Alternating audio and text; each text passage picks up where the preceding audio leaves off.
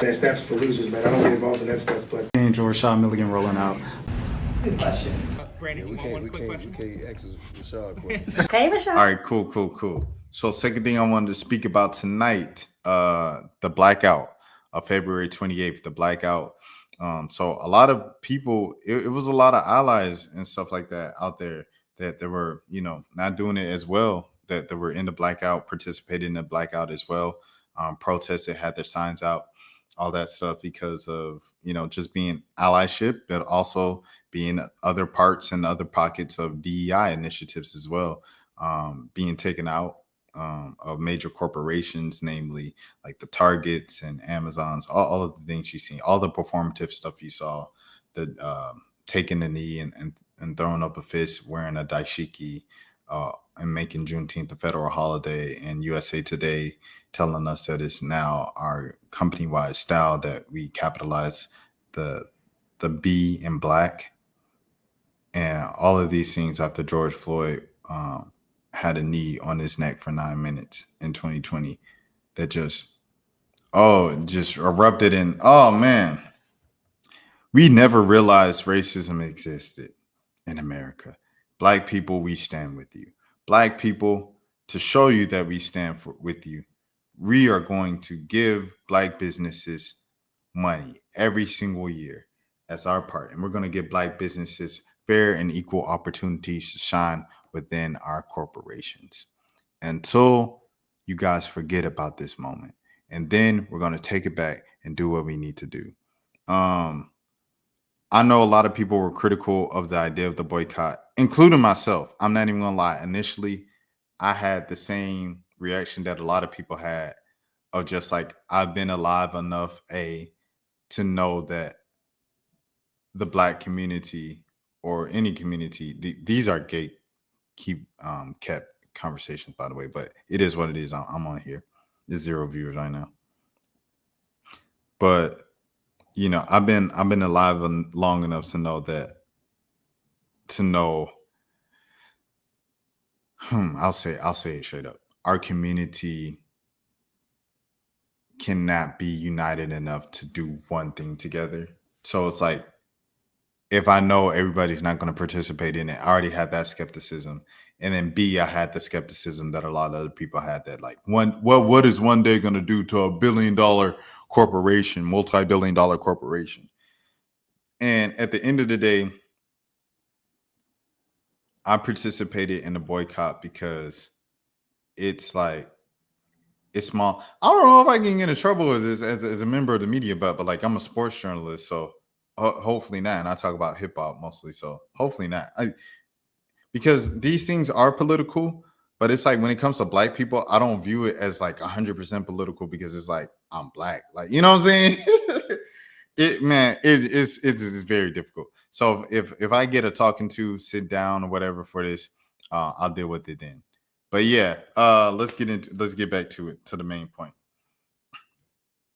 With I said, okay, regardless, for myself, I feel like it's a symbolic way to show that I'm down for the movement for myself. I can't speak for everybody and everybody else, because if everybody else thought that exact same way, okay, my little bit might not help, but if symbolically I can show that I'm down, that I could, sacrifice for a short period of time, 24 hours, whatever, baby steps, little dirt. If I could just spray like one sprinkle of dirt right here on the tip of my fingers, right here between my index finger and my thumb, onto the little dirt hill, and the person next to me, my neighbor, does the same thing, and then their neighbor does the same thing, by the end of the day, we're going to have a little ant pile in that mug.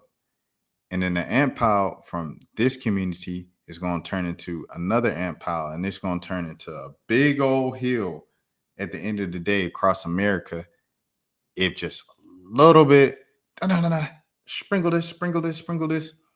And as they always say, slow motion better than no motion. So it was always, for me, the principle as opposed to the actual kind of act and stuff like that. Because, I do agree with y'all. Like, multi-billion-dollar companies, 24 hours ain't going to do nothing. But let me just try. And I'm not even you know what I'm saying? I see a lot of kind of bots and people paid to push propaganda that goes against the traditional popular beliefs of what a typical black person would think and stuff like that. Like you're not fooling. You might be fooling some people, but you ain't fooling me. I know what paid propaganda looks like and pumped into the streams of people who didn't get enough attention as children and starving adults who will do anything for $1 because they're so greedy they'll sell their morals or their souls just for a couple bucks. But a lot of those people were pointing it out on Al Sharpton. I ain't listening to Al Sharpton. I ain't listening. Regardless if you like Al Sharpton or not, it's bigger than that. What are we doing this for? To go against the DEI initiatives. I broke it down to a friend like this. We got a homeboy who has a clothing line. His name is Will. I said, if Will was making $100,000 from his clothing line right now, right? And then Target came, picked it up and put it in the front of Target in the little men's clothing section. And then from that look and that partnership, Will is now making $2 million, right? A year now because of large part thanks to his Target partnership. Now Will's making $2 million. Trump goes in office. He says DI is stupid. It's this and that.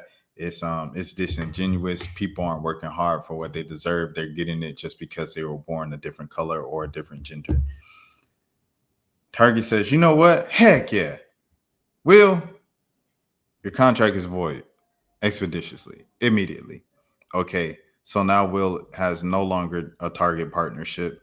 And now he's making less money than he was making before because before he had some type of consistency and a customer base because he was selling directly to the consumer instead of going through a third party like Target.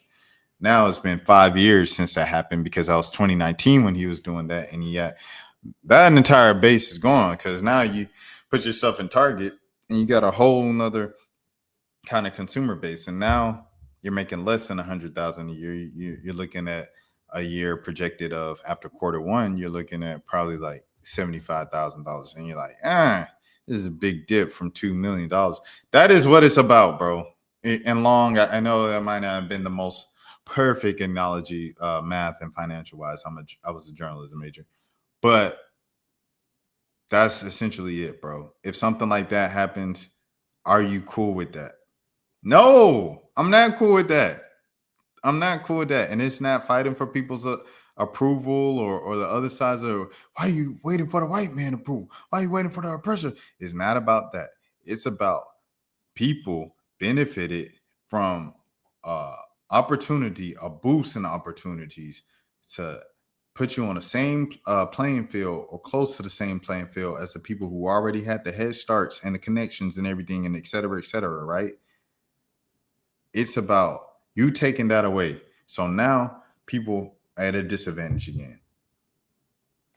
It's about you fighting for the rights for your people that got those opportunities because of equal opportunity initiatives to get those opportunities again. That's what it's all about, simply put. It's all about the money because people deserve that money, man. Yeah. So that's how I felt about the economic boycott. There's a lot of people that made jokes, a lot of people that didn't participate, but it was a lot of people that did participate. And a little bit at a time can go a long way. So salute. Steps for losers, man. I don't get involved in that stuff, but Rashad Milligan rolling out. That's a good question.